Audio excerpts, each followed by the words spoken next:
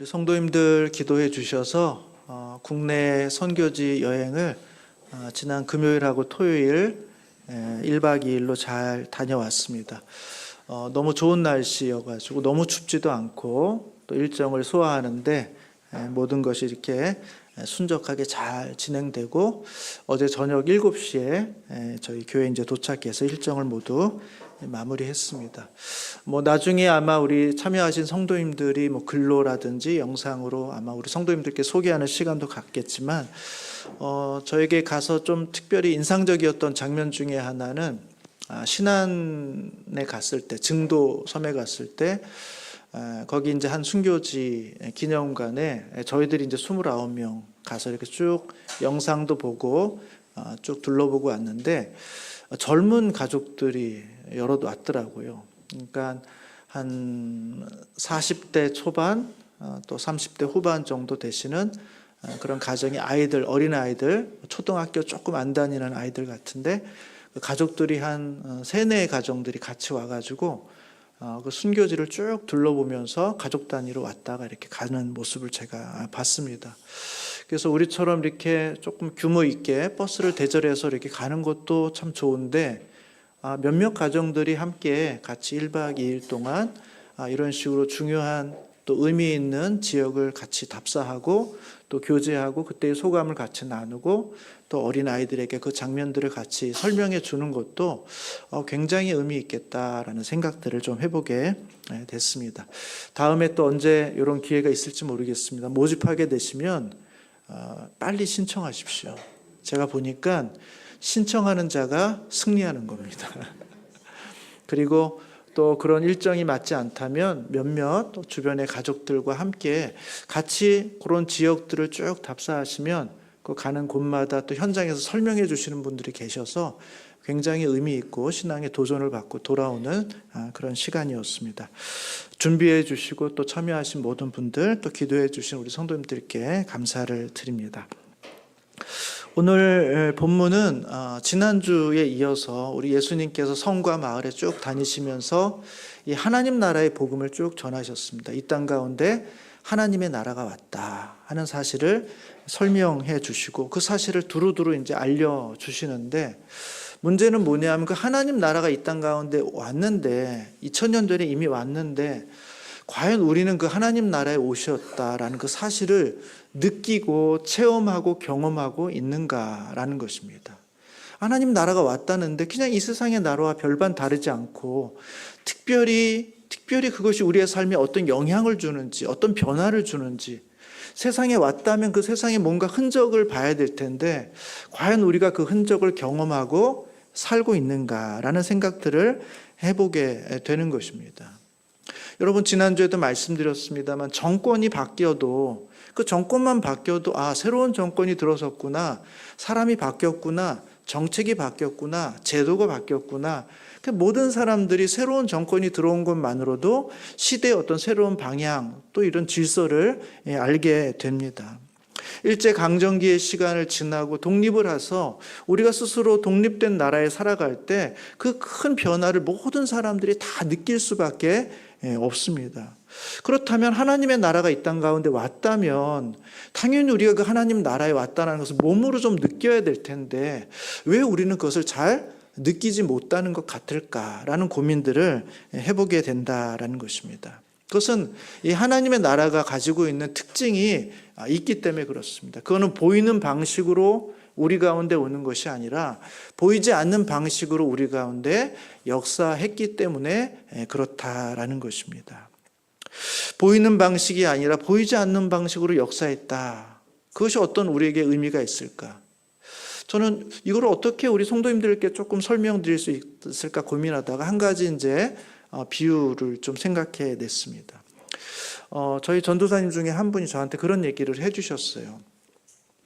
본인이 이제 여러 가지 이제 복지 혜택이 있는데 이런 상황이 돼서 좀 알아보니까 이런 상황에는 이런 복지가 있고 이런 혜택이 제도적으로 다 마련이 돼 있다는 것입니다. 그래서 그 대상이 되는지를 확인하기 위해서는 서류를 준비하기도 해서 그 서류를 갖춰서 국가에 신청을 하면 그 해당되는 사람에게는 그 복지 혜택이 주어진다는 거예요. 제가 그 이야기를 들으면서 우리에게 그런 제도가 있었습니까? 그런 복지가 있었습니까?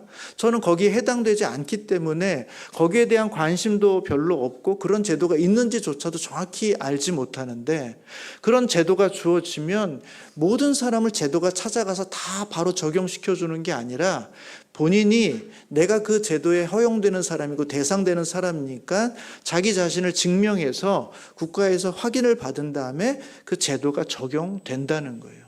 그러니까 복지제도는 있는데 그 복지제도를 모든 사람들이 다 누리는 게 아니라는 것입니다. 거기에 해당되는 사람만 그 복지 혜택을 누릴 수 있는 것이고, 그것이 있는지조차 모르는 사람은 자기가 해당됨에도 불구하고 신청하지 않았기 때문에 그 혜택을 누릴 수 없다는 거예요. 알고 신청하면 그 혜택이 우리 가운데 주어지지만 우리가 모르고 신청하지 않으면 그 혜택이 우리 가운데 누려지지 않는다 하는 이야기를 제가 듣고서 하나님 나라도 그와 비슷할 수 있겠다라는 것입니다. 이미 제도적으로 하나님께서 역사적으로 이 땅 가운데 하나님의 나라를 도래하게 하셨고 이제 보이지 않는 형식이긴 합니다만 우리 삶 구석구석에 하나님의 나라가 도래했음에도 불구하고 그것을 인식하지 못한 채 우리 가운데 하나님의 나라는 오지 않았어, 새로운 질서는 없어라고 생각하고 그저 거기에 대한 관심도 없고 그 새로운 삶에 살아가고자 하는 결단도 없고 그 제도가 주고 있는 어떤 하나님의 혜택과 은혜가 무엇인지를 알지 못하는 사람들에게는 그 모든 내용들이 적용되지 못한 채 그저 과거의 방식, 과거의 삶으로밖에는 살아갈 수가 없다라는 것입니다. 그래서 하나님의 나라가 이 땅 가운데도 왔음에도 불구하고 어떤 사람은 그 은혜와 혜택을 누리는 사람이 있지만 어떤 사람은 그것이 전혀 존재하지 않는 것처럼 살아가는 무리가 있을 수밖에 없다라는 것이 오늘 성경이 우리 가운데 보여주고 있는 내용이라는 것입니다. 오늘 읽은 이 비유는 어떻게 하면 그 나라가 우리 가운데 적용될 수 있을까? 어떻게 하면 그 나라의 혜택이 우리 가운데 다가올 수 있을까? 왜 어떤 사람은 그것을 누리지 못할까 하는 내용을 하나의 비유로서 우리 가운데 보여주고 있습니다. 그 비유의 내용은 우리가 잘 아는 그런 씨 뿌리는 자의 비유입니다. 4절부터 내용을 보시면 이렇게 되어 있습니다. 5절에 보시면 씨를 뿌리는 자가 그 씨를 뿌리러 나가서 뿌릴새 더러는 길가에 떨어짐에 밟히며 공중의 새들이 먹어버렸다. 씨를 뿌리는 사람이 이렇게 흩날리듯이 씨를 뿌리게 되는 것입니다. 그러면 바람이 불어서 원했던 장소가 아니라 조금 바깥쪽으로 길가까지 떨어지는 씨앗들이 존재하게 되는 것이죠. 근데 그 길가에 떨어진 씨들은 거기에 열매를 맺지 못한다는 것입니다. 왜 그럴까요? 길이 딱딱하니까요. 그 씨가 땅속으로 들어갈 수 없는 채로 길에 노출되어 있으니까 지나가는 사람이 밟아서 죽여버리거나 아니면 날아가던 새들이 그 씨를 보고서 먹어버리기 때문에 그 씨가 땅속으로 묻힐 겨를이 없기 때문에 여전히 아무런 능력을 발휘하지 못한다는 것입니다. 6절에 보시면 더러는 바위에 떨어짐에 싹이 났다가 습기가 없으므로 말라버렸다 이렇게 되어 있습니다. 또 어떤 씨들은 바위 위에 떨어집니다. 종종 보죠. 저 바위 위에서 무슨 생명이 자랄까 싶은데도 그 바위 틈 사이에 작은 흙을 찾아서 씨앗들이 생명을 가지고 뭔가 올라오는 것을 볼 수가 있습니다. 아마 이 씨도 그 바위 틈 안에서 흙을 찾아가지고 거기에 살짝 뿌리를 내려서 무엇인가 자라 올라온 것입니다. 그러나 어떻게 됩니까? 그 뿌리가 깊지 않기 때문에, 흙이 많지 않기 때문에 습기가 없어지면 말라서 결국은 죽어버리게 된다는 것입니다. 열매를 맺지 못하는 것이죠. 7절도 그렇죠. 더러는 가시떨기 속에 떨어짐에 가시가 함께 자라서 기운을 막았다. 뿌리를 내리고 줄기가 자라 올라오지만 가시덤불이 속에 있기 때문에 그 가시가 계속해서 그 열매를 찌르기 때문에 이 열매가 더욱더 커지거나 확장되거나 풍성해질 수가 없는 상태가 되어서 결국 이 가시떨기 속에 있는 나무도 열매를 맺을 수가 없게 된다는 것이죠. 그리고 마지막 8절에 보시면 더러는 좋은 땅에 떨어짐에 나서 100배의 결실을 하였는지라 이렇게 말함으로써 이 돌도 없고 가시도 없고 정말 딱딱한 땅도 아닌 그런 옥토밭에 좋은 밭에 씨가 떨어지면 거기서 100배의 결실을 맺게 되는 풍요로움을 경험하게 된다. 이런 사람들이 하나님의 은혜를 누리면서 하나님 나라의 열매를 거두게 된다. 이렇게 비유로 말씀해 주고 있습니다. 여러분, 이 비유의 내용은 너무 흔하고 그다음에 자주 반복되고 너무 쉬워서 사실 제가 이렇게 설명을 드리는 게 큰 의미가 없을 정도입니다. 설교까지 해야 되나 싶을 정도예요. 왜냐하면 9절부터 보시면 이 비유도 잘 이해를 못할까 봐 또 이해를 못하는 제자들이 있어서 주님 그 뜻이 뭡니까? 라고 물어보니까 예수님께서 그 뜻은 뭐야? 하고는 구체적인 설명을 해주는 거예요. 이 씨라는 게 뭐냐? 그건 하나님의 말씀이야. 그 다음에 우리 길가에 있다는 건 뭐야? 그건 또 하나님의 말씀이 어떤 뜻이야? 하고는 다 설명을 해주기 때문에 사실 오늘 설교는 여기서 끝내도 됩니다. 그러면 좋으시겠죠? 짧고. 그 정도로 너무 익숙하고 또 충분한 설명이 되어 있는 그런 내용입니다. 그래서 제가 오늘 본문에 아주 자세하게 구체적으로 그 의미를 다 따지고 이렇게 할 생각은 없습니다. 그럼에도 불구하고 이 비유를 통해서 우리가 두 가지 정도는 약간 오해가 있을 수 있기 때문에 좀 설명을 드리는 것이 필요하다 이런 생각이 듭니다. 첫 번째 그 이유는 10절에 있는 말씀 때문에 그렇습니다. 10절 말씀을 한번 같이 읽어보도록 하겠습니다. 시작. 이르시되 하나님 나라의 비밀을 아는 것이 너에게는 허락되었으나 다른 사람에게는 비유로 하나니 이는 그들로 보아도 보지 못하고 들어도 깨닫지 못하게 하려 함이라. 그래서 꼭 이 비유하고만 직접적으로 연관이 있는 건 아니지만 예수님께서 비유의 말씀을 많이 하셨기 때문에 이 비유라는 것 자체를 어떻게 봐야 되는가 하는 이제 그런 힌트를 주고 있습니다. 근데 여기 보면은 예수님께서 비유로 하나니 이는 그들로 보아도 보지 못하고 들어도 깨닫지 못하게 하려 합니다. 해서 비유로 설명하신 이유가 사람들이 알지 못하도록, 사람들이 눈치채지 못하도록, 사람들이 깨닫지 못하게 하기 위해서 예수님께서 마치 비유를 들어서 설명한 것처럼 이렇게 표현하고 있다는 것입니다. 제가 이 얘기를 굳이 드리는 이유는 종종 교회 가운데 이상한 교회, 좀 이단이라고 말할 수 있고 사입이라고 말할 수 있는 교회에서 성경을 해석할 때 이 비유를 들어서 이 비유를 봐라. 이것은 어려운 것이고 복잡한 것이고 깨달을 수 없는 것이다. 그래서 이것을 함부로 해석하면 안 되고 우리만 그 해석의 비밀을 갖고 있는데 너희가 생각하는 수준에서의 비유를 생각하면 그건 틀린 것이다. 보통의 목사님이 설명해 주는 그 방식은 사실은 잘 모르고 그렇게 하는 것이다. 우리 교회 와서 우리 목사님의 설명을 들어봐라. 이 비유를 정말 기가 막히게 이야기한다 하고는 우리가 생각하지 못하는 기발한 방식으로 이 비유를 팍 풀어감으로써 이 비유의 말씀이 마치 우리가 알 수 없는 것인데 그들만 알 수 있어서 풀어주는 것인 양 설명하는 방식들이 있다는 것입니다.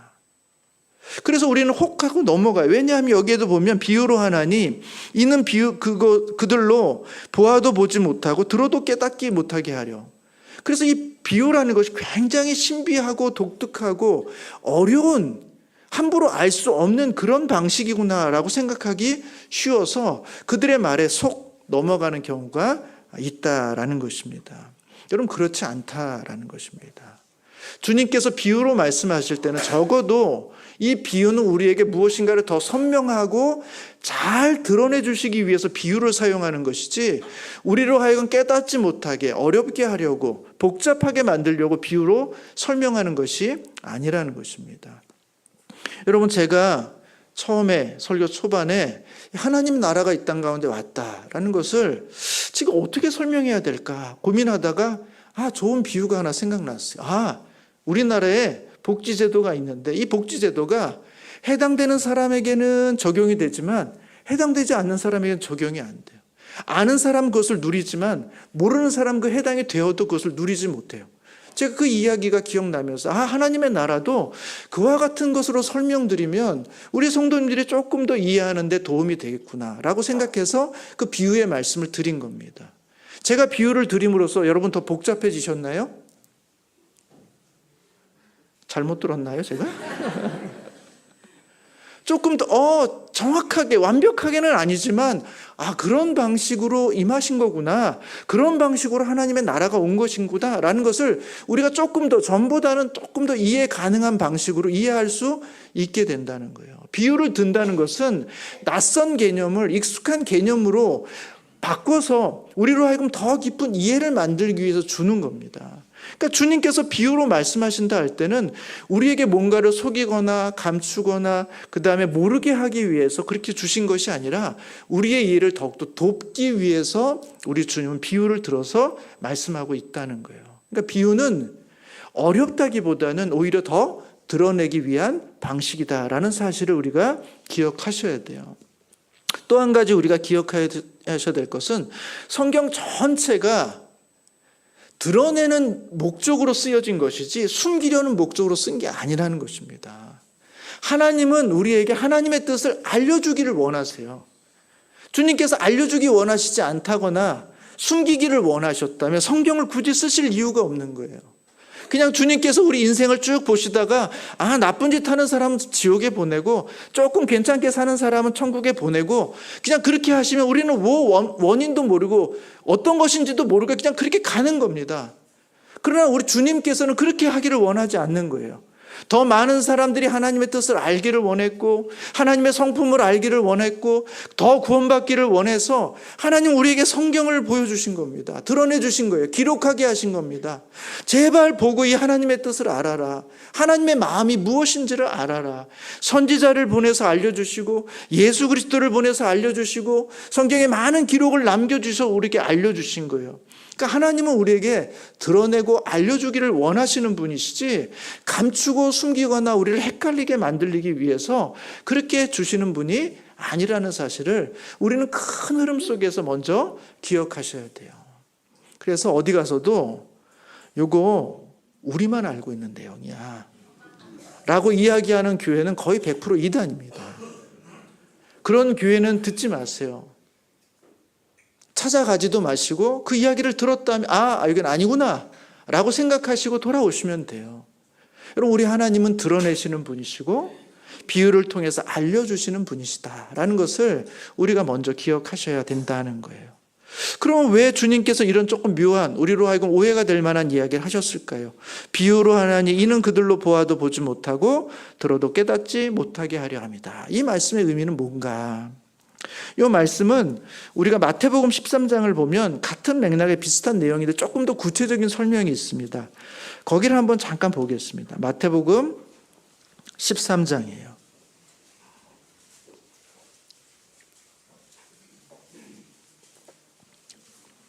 13장에 보시면 이 비슷한 비유를 먼저 합니다. 씨 뿌리는 자 비유를 하시고 우리 주님께서 그 설명하시기 전에 중간에 이 비유에 대한 이야기를 하세요. 10절에 보시면 제자들이 예수께 나와 이르되 어찌하여 그들에게 비유로 말씀하시나이까?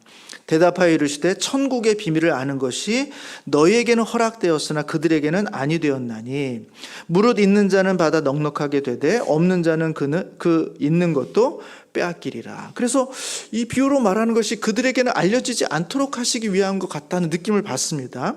13절에 보시면 그러므로 내가 그들에게 비유로 말하는 것은 그들이 보아도 보지 못하며 들어도 듣지 못하며 깨닫지 못함이니라. 이렇게 얘기해서 이것은 아까 목사님 말씀하신 것과 조금 다른 측면의 얘기처럼 들려집니다. 자, 그런데 이 의미가 뭐냐면 14절에 보시면 이사야의 예언이 그들에게 이루어졌으니 일러스되 너희가 듣기는 들어도 깨닫지 못할 것이요 보기는 보아도 알지 못하리라. 이 백성의 마음이 완악하여져서 그 귀는 듣기에 둔하고 눈은 감았으니 이는 눈으로 보고 귀로 듣고 마음으로 깨달아 돌이켜 내게 고침을 받을까 두려워함이라. 그러니까 이 말씀은 하나님께서 감춘다는 게 아닙니다. 사람의 마음이 완악하여져서 하나님은 보여주시고 알려주시고 듣게 해주시지만 귀를 막아버리고 눈을 감아버림으로써 하나님의 마음을 하나님의 뜻을 알고자 하지 아니하는 인간의 그 완악한 마음 때문에 이것이 드러나지 않게 된다는 것이지 하나님께서 그들에게 숨기고 감추신다 하는 의미가 아니라는 거예요. 근데 결과적으로 그들에게는 드러나지 않게 되는 것이 됨으로써 그렇게 표현되는 것이지, 사실은 비유로 말씀하신 이유는 드러내고 알리시는 방식인데, 그렇게 쉽게 너희들이 이해할 수 있는 방식으로 내가 이야기했음에도 불구하고 너희가 귀를 닫아버리고 너희가 눈을 감아버리고 너희의 마음을 굳건하게 해버리면 이 말씀이 너희들한테 다가갈 수가 없다라는 이야기를, 그 너희의 완악한 마음이 이 말씀을 깨닫지 못하게 한다라는 측면에서의 말씀이라는 사실을 우리가 정리하시면 좋겠다 하는 것입니다. 이게 이제 비유와 관련된 오해를 풀기 위한 첫 번째 내용입니다.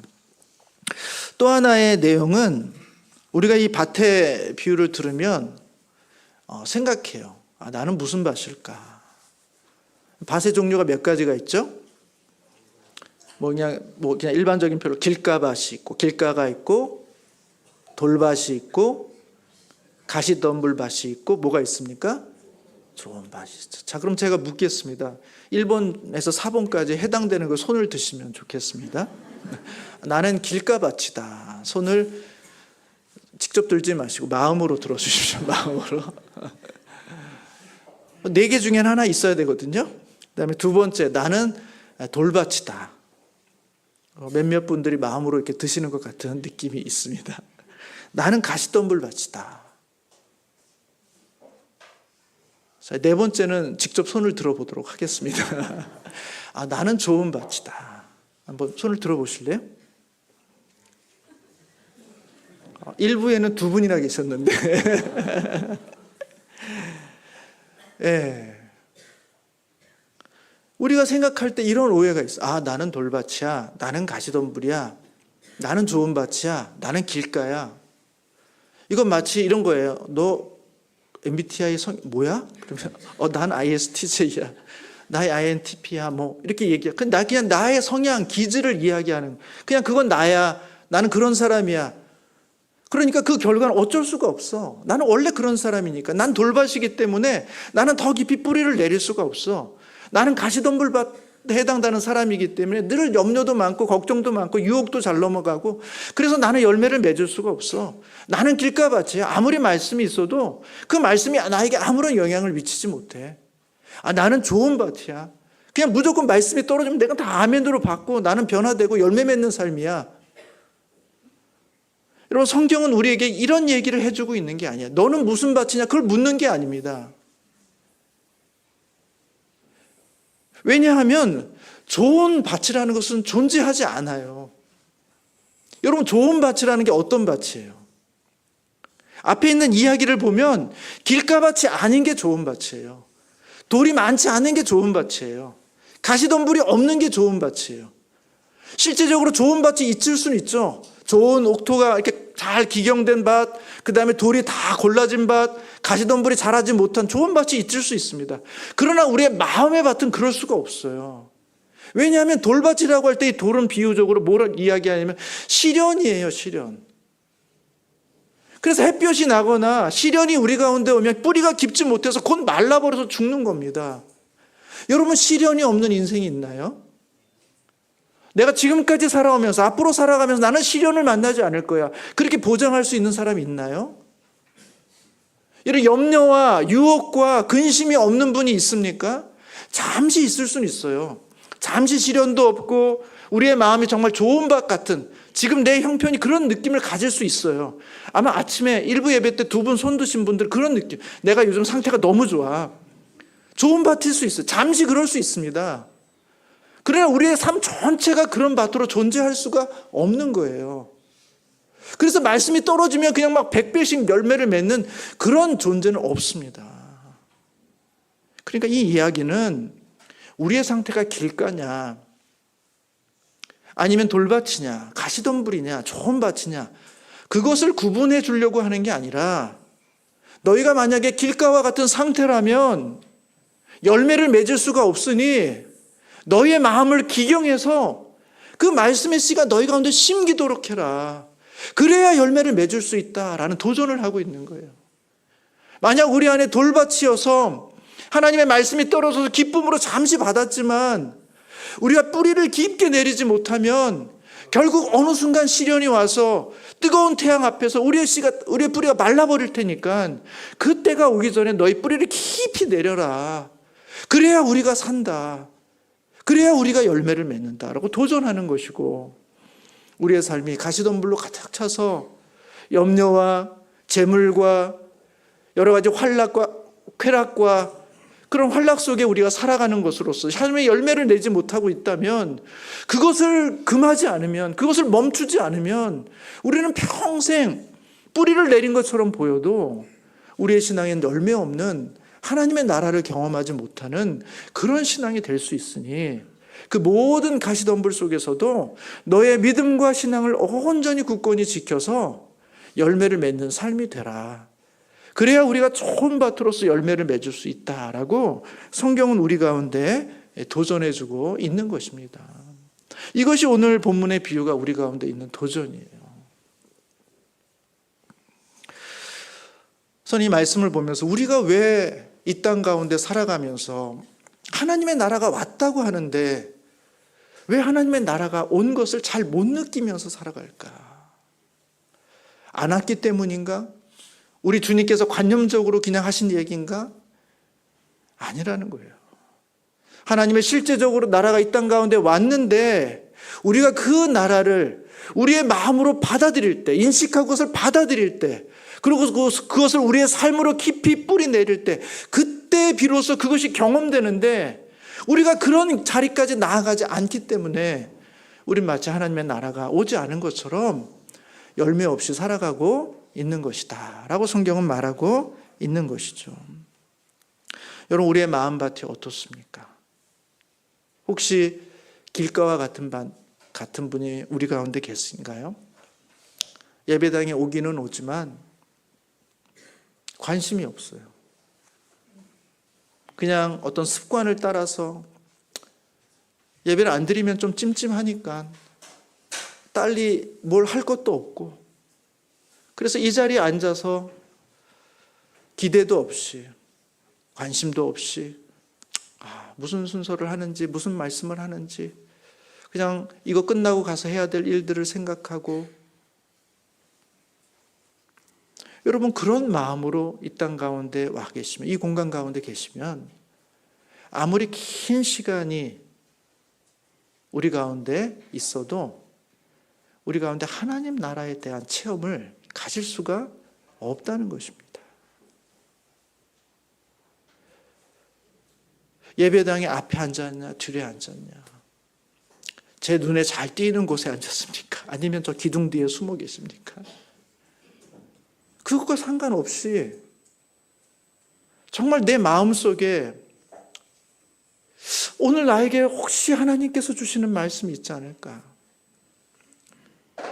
혹시 나의 복잡하고 힘들고 어려운 생활 속에서도 주님께서 나에게 다시 한번 일으켜 세워주시는 하나님의 메시지가 있지 않을까 하는 그런 기대와 소망이 있다면, 그래서 우리의 삶이 단단하게 굳어져 있어서 관심도 없어서 그냥 뭐가 떨어져도 상관이 없는 채로 그런 모습이 아니라, 주님의 한마디, 한 문장, 한 구절이라도 주님께서 온 하루를 살아갈 수 있는 힘, 온 한 주를 살아갈 수 있는 그런 메시지를 주시지 않을까 하는 그런 기대의 마음으로 우리가 이 자리에 있다면, 그 말씀은 우리의 심령에 심겨져서 그 틈 사이로 들어와서 우리에게 생명을 만들어낼 수가 있는데, 마치 우리의 마음은 길가 같은 마음이어서 그저 무슨 얘기를 하시든지 그냥 하시나 보다, 늘 뻔하고 뻔한 얘기, 관심도 기대도 소망도 없는 그런 마음으로 이 시간 와 있다면, 그리고 내가 이 자리에 왔지만 저건 성경에 있는 이야기고 그게 진짜로 실제로 이 땅 가운데 이루어질 수 있겠는가? 그건 다 성경 책 속에서나 그냥 우리의 마음의 위로를 주기 위해서 주시는 이야기지, 실제로 그게 우리의 삶 가운데 일어날 수 있을까? 그건 말도 안 돼 라고 생각함으로 우리의 마음을 굳게 닫아버린 그런 심령 속에는 하나님의 말씀이 열매를 맺을 수가 없다는 것입니다. 그러니까 앞으로 여기 이제 오시지 말라 이런 얘기를 드리는 게 아니에요.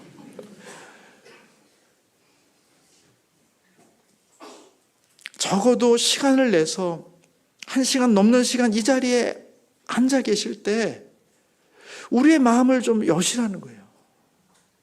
귀를 좀 여시라는 거예요. 혹시 하나님께서 나에게 주시는 무슨 말씀이 있지 않을까?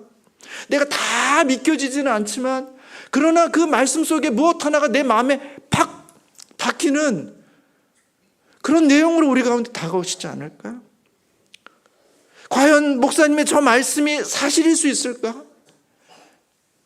사실처럼 들리지는 않지만 그러나 저게 만일 사실이라면 저 말씀이 나에게 적용될 수 있다면 얼마나 좋을까? 저런 일이 성경책이 아니라 나의 삶 속에서도 저런 일이 일어날 수만 있다면 얼마나 좋을까? 내가 믿겨지지는 않고 받아들일 수는 없지만 그럼에도 불구하고 저 하나님의 나라의 일들이 성경책 속이 아니라 2000년 전이 아니라 오늘 이 시간 내 삶 속에 일어날 수만 있다면 얼마나 좋을까 하는 그런 기대와 소망으로 우리 마음의 견고한 마음의 틈을 만들어 주시면 그 틈 사이에 주님의 말씀이 심겨질 때 그때 우리의 심령에 새로운 역사, 새로운 나라를 우리 안에서부터 경험하게 되는 시작을 하게 된다는 것입니다. 사랑하는 성도 여러분, 우리의 마음을 여셔서 주의 말씀을 우리의 것으로 받으시는 우리 귀한 성도님들이 되시기를 주님의 이름으로 축복합니다. 돌밭에 있는 게 뭡니까? 돌밭은 그 위에 바위에 떨어지니까 약간의 흙이 있으면 어떻게든지 생명은 살아나게 되는 것 같아요. 그러나 뿌리를 깊이 내릴 수가 없죠. 여기서 어쩔 수가 없다 이렇게 말할 게 아니라 어떻게든지 그 돌을 치우든지 아니면 그 돌을 비껴서 땅에 깊숙이 뿌리를 내리라는 것입니다.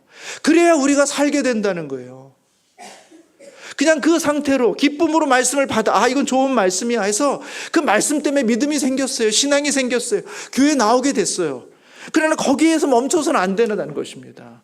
기쁨의 말씀이 있어서 그걸 받아들였지만 우리가 뿌리를 내리려면 기쁘지 않은 말씀, 우리의 마음을 좀 거스리는 말씀, 이거 받아들이기 힘든 말씀, 이거대로 했다가 내가 손해볼 것 같은 말씀이 우리 가운데 주어졌을 때 거부하는 게 아니라 이 말씀도 주님의 말씀이라면 주님 제가 한번 믿어보겠습니다. 순종해 보겠습니다. 하고는 뿌리를 내리는 것입니다. 기쁨의 말씀이 아닌데 받아들이기 힘든 말씀인데도 불구하고 그 말씀을 주님의 말씀으로 받아서 뿌리를 내리는 거예요. 그때 그 뿌리로부터 그 과정을 견디고 이기는 그리고 그 가운데 주시는 하나님의 은혜를 발견할 때 그때 비로소 하나님의 나라는 실제하는 거구나. 하나님의 마음은 이 과정 속에서 우리의 마음을 기쁘게 하시는구나. 우리의 마음 속에 하나님은 살아계시는 거구나. 이 세상 속에 하나님은 역사하시는구나 라는 사실을 그때 비로소 발견하게 되는 거예요. 기쁨의 말씀만 받는 게 아니라 기쁘지 않은 말씀, 때로는 우리에게 아픔을 주는 말씀, 때로는 우리에게 희생을 요구하는 그 말씀 앞에서도 하나님 그럼 한번 제가 해보겠습니다 하는 이 결단으로 나아갈 때 그때 뿌리가 내려가는 것입니다. 여러분, 베드로가 물 위를 걷다 빠졌어요. 우습게 보일 수 있죠. 믿음이 없어가지고 물에 빠지냐. 그러나 제자들 중에 물 위를 걸은 사람은 베드로밖에 없어요. 베드로는 그 순간 새로운 질서를 경험하게 되는 거예요. 사람이 어떻게 소금쟁이도 아닌데 물 위를 걷습니까? 그런데 하나님의 말씀 앞에, 주님의 말씀 앞에 물 위를 걷고 싶습니다. 저도 물 위에 서고 싶습니다. 오라 하는 주님의 말씀을 듣고 베드로가 믿음으로 그 발을 내딜 때 그때 그 물 위에 서 있는 자기 자신을 발견하게 되는 거예요. 하나님의 새로운 질서, 새로운 나라가 실제하는 것이구나 라는 것을 이 베드로는 경험하게 됐습니다. 실패했지만 그 실패는 나라가 없기 때문에 실패한 것이 아니라 그 믿음을 끝까지 붙잡지 못한 나의 믿음의 연약함 때문에 실패한 것이다라는 사실을 베드로는 알고 있는 거예요. 어떻게 우리가 하나님 나라의 역사를 경험하는가? 믿음의 뿌리를 내리는 것입니다. 더 나아가서 가시덤불이 우리 가운데 요구하고 있는 염려, 재물에 대한 유혹, 향락, 이런 것들을 견뎌내는 거예요. 그것들이 가시가 계속 우리의 삶을 계속 찌르고 유혹하고 괴롭혀서 우리로 넘어뜨려서 열매를 맺지 못하도록 만든다는 사실을 우리가 알기 때문에 그 모든 유혹으로부터 인내하고 견디고 하나님의 말씀을 붙잡고 넘어지지 않으려고 버팅기면서 하나님의 약속을 끝까지 붙잡고 나아가는 그 삶이 결국은 하나님의 역사를 만들어 낸다는 것입니다. 여러분, 제가 이제 어제 그제 1박 2일로 이제 선교지 순례를 다녀왔는데, 거기 갔던 두 교회, 두암교회, 정읍에 있는 두암교회, 그다음에 영광에 있는 염산교회. 이 두암교회는 23명의 순교자를 아마 교회 전체가 다 6.25 때 공산당에 의해서 다 죽임을 당하게 됩니다. 교인 전체가. 그리고 염산교회는 77명의 순교자를 내서 아마 가장 많은 순교자가 난 교회로 알려져 있는 그런 교회입니다. 저희들이 그 모든 장면들, 그 상황과 이야기들을 쭉 보고 나서 저녁에 이렇게 놔두면서 또 차 안에서 나누면서 그런 얘기를 했어요. 참, 우리가 어떻게 저렇게 순교할 수 있을까? 저분들은 저렇게 믿음을 끝까지 지키고 내가 교회를 안 다니겠습니다, 예수를 안 믿겠습니다라고 이야기하면 얼마든지 살 수 있는 기회가 있음에도 불구하고 그들이 끝까지 죽음을 앞두고도 그 믿음을 지킨 이유, 과연 우리도 그렇게 할 수 있을까? 우리가 우리의 믿음을 위해서 순교의 자리까지 나아갈 수 있을까? 라는 그런 반성과 두려움과 긴장 속에 있을 때 한 권사님이 이렇게 말씀하셨어요. 그런 두려움이 내 안에 있지만 그 상황이 되면 하나님께서 우리에게 특별한 은혜를 주시지 않겠습니까? 저 그 말씀에 공감하게 됐어요. 여러분, 처음부터 1의 신앙을 갖고 있는 사람이 바로 10의 신앙으로 나아갈 수 없어요. 하나님께서는 1의 신앙을 갖고 있는 사람에게 2의 신앙으로 나오도록 훈련시킵니다. 그리고 3의 신앙으로, 4의 신앙으로, 그 모든 신앙이 9의 신앙까지 찼을 때 그때 비로소 하나님께서 그를 순교의 자리까지 인도하는 것이지, 갑자기 1의 자리에 있는 사람에게 순교하는 자리로 이끌 수가 없는 거예요. 왜? 감당할 수가 없기 때문에. 저는 그 권사님의 이야기를 들으면서 제 마음속에 확신하게 됐어요. 하나님께서 지금 우리의 믿음은 연약하고 우리의 믿음은 순교를 각오할 만한 것조차 되지 못하지만 정말 그 상황이 될 때 우리가 순교의 자리로 나아갈 수 있도록 하나님께서 지금부터 우리를 훈련시켜 주시겠다. 우리가 믿음과 순교의 자로 매일매일의 순교의 삶, 자기를 죽이고 자기를 희생하는 순교의 삶을 살아가다 보면 그것이 어느 순간 우리의 뿌리를 깊이 내리고 정말 그 순간이 오기를 원하지 않았지만 우리의 생명을 내어놓아야 되는 그 순간이 왔을 때 그때 비로소 우리도 어느 순간 우리의 기대와 우리의 염려와 다르게 하나님 앞에서 순교의 자리로 나아갈 수 있는 그 믿음과 은혜가 우리 가운데 있지 않을까라는 생각들을 해보게 되었습니다. 사랑하는 성도 여러분, 어떻게 우리가 이 땅 가운데 하나님의 은혜를 체험하게 되는가? 하나님의 말씀에 순종하고 세상에서 우리로 하여금 열매 맺지 못하도록 방해하는 염려와 재물의 유혹과 향락의 그런 모든 육체적인 쾌락을 하나님의 말씀 앞에 절제하고 관리할 때 그때 비로소 이 땅 가운데 하나님의 은혜, 하나님의 역사를 경험하게 된다는 것입니다. 제가 최근에 재직회 보고서를 보면서 제가 은혜를 받았어요. 제가 재직회 보고서 보면서 은혜 받은 거는 흔하진 않습니다. 뭘 보고 은혜 받았냐? 제가 3, 4분기 재직회 자료를 이렇게 쭉 보고 이번에 서류로만 해가지고 아마 우리 재직분들이 보신 분도 있고 안 보신 분도 계실 텐데 제가 이렇게 쭉 보다가 저에 관심 있는 게 있습니다. 뭐 제가 다른 데 관심 있지는 않고 제가 작년 이맘때쯤인가 12월 달쯤에 우리 성도님들께 말라기서 이렇게 설교를 쭉 하다가 11조를 한번 해보시라고 제가 이렇게 말씀드렸어요. 하시는 분들도 많이 계신데 혹시 안 하시던 분들 중에 11조 한번 해보시라고. 딱 1년만 해보시라고. 해보셨는데 하나님께서 분명히 11조를 드리면 내가 창고에 채우시겠다, 공급하시겠다고 약속해 주셨으니까 한번 딱 1년 해보시고, 하나님 해보고 나니까 아무것도 없다 그럼 그만두시고 정말 그렇게 했는데도 불구하고 하나님이 채워주시는 걸 경험하면 그러면 더 하실 수 있지 않겠냐. 한번 1년만 안 해보셨던 분들은 한번 해보시라. 제가 이런 말씀 드렸어요. 누가 하시는지 안 하는지 잘 모릅니다. 근데 이제 3, 4분기 이제 쭉 보면서 제가 이제 다른 건 다 안 보고 11조가 어떻게 되나 이렇게 봤어요. 2024년도 나온 11조 액수가 있고 25년도 11조 예산 액수가 있으면 또 거의 똑같습니다. 그러니까 24년도 결산만큼 25년도 11조 예산을 이렇게 잡아 놓으셨어요. 그러면 이제 25년도 실제로 결산은 어떤가? 3, 4분기니까 100% 결산은 아니고 이제 75% 결산이죠. 그러면 이 전체 목표한 액수의 75%가 나오면 계획대로 진행이 되는 겁니다. 몇 프로가 나왔을까요? 82%가 나왔어요. 그러니까 우리가 계획하고 있는 것보다 더 된 거죠. 제가 궁금해가지고 그 차익이 얼마인가를 이렇게 봤어요. 계산해 보니까 한 달에 한 500만 원 정도가 11조로 이제 더 들어오는 겁니다. 몇 명이 하시는지 제가 모르죠. 아마 뭐 20명, 30명 뭐 이렇게 될 수도 있고 더 적을 수도 있고 많을 수도 있겠죠. 이제 참 기뻤어요, 제 마음속에. 헌금 액수가 늘어나서 기쁜 게 아니고, 우리 성도님들이 말씀을 듣고 계시는구나. 우리 성도님들이 이게 힘들고 어려운 거, 사실을 희생하는 걸 알면서도 한번 해보시라고.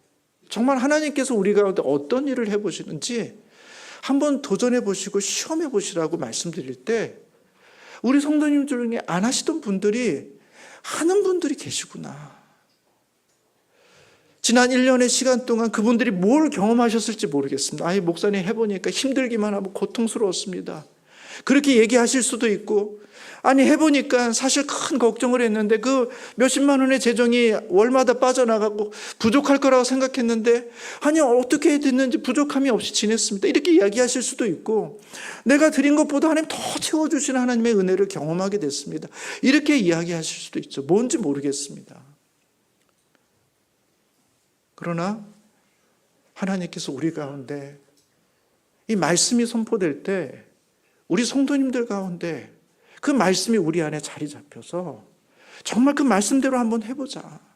재물에 대한 유혹도 있고 시험도 있고 희생도 있고 두려움도 있지만, 그러나 하나님의 말씀이 그렇다면, 하나님께서 목사를 통해서 그 말씀을 주셨다면, 그리고 우리 안에 그것을 한번 시도할 만한 믿음과 용기를 주셨다면 한번 해보자 하는 분들이 적지 않게 있다는 사실 앞에 제가 참 위로와 격려를 받았습니다. 저는 어떤 결과가 있을지 모르겠어요. 다시 옛날로 다 돌아가실 수도 있고, 그건 하나님 책임이에요. 제 책임이 아닙니다. 은혜로운 간증이 있으면 저한테 나중에 살짝 알려주세요. 우리가 어떻게 하나님의 나라를 경험하고 그 나라를 역사를 누릴 수 있는가? 오늘 본문에도 보면 마지막에 이렇게 말합니다. 좋은 땅에 있다는 것은 착하고 좋은 마음으로 말씀을 듣고 지켜 인내로 결신하는 자니라, 이렇게 되어 있습니다. 좋은 땅에 있다는 것은 착하고 좋은 마음으로 말씀을 듣는 거예요. 착하고 좋은 마음이라는 게 뭘까요? 부드러운 마음이에요. 저 말씀 속에 나를 위한 하나님의 생명의 말씀이 있구나. 저 말씀 속에 하나님께서 나를 위해서 이번 한 주간 살아갈 수 있게 하는 생명이 들어있구나.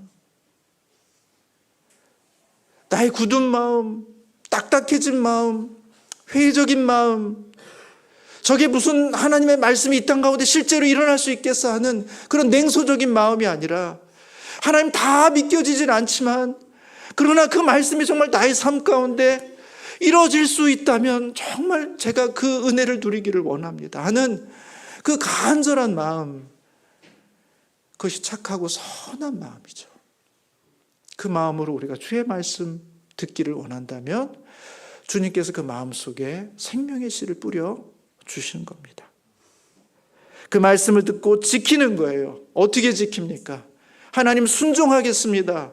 그 말씀 붙들겠습니다. 기쁜 얘기 아닐 수 있고 부담스러운 말씀이지만 그러나 주님께서 주시는 말씀이고 그 원리대로 살면 주님께서 하나님 나라를 경험하게 하신다고 믿사오니 하나님 제가 순종해 보겠습니다 라고 그 말씀을 굳게 지키는 것입니다. 그리고 인내를 가지고 그 말씀대로 살아가는 거예요. 염려가 있어도, 재물의 유혹이 있어도, 많은 육체적인 쾌락이 우리를 흔들어도 하나님의 말씀을 따라서, 이것이 우리들에게 바른 길, 이것이 우리를 위한 주님의 길인 줄 알고 이 말씀을 인내로 붙잡고 살아가는 사람들에게 하나님께서 100배의 결실을 누리게 하신다 말씀해주고 있는 것입니다. 사랑하는 성도 여러분, 우리의 지금 마음의 밭이 어떻든지 상관없습니다. 이 말씀을 기억하시고 하나님의 말씀을 우리의 마음으로 받아서 우리로 하여금 이 땅을 살면서 하나님의 나라를 경험하고 누리시는 그런 풍성한 은혜가 우리 모든 성도들 가운데 함께 하시기를 주님의 이름으로 축복합니다. 아멘. 기도하겠습니다.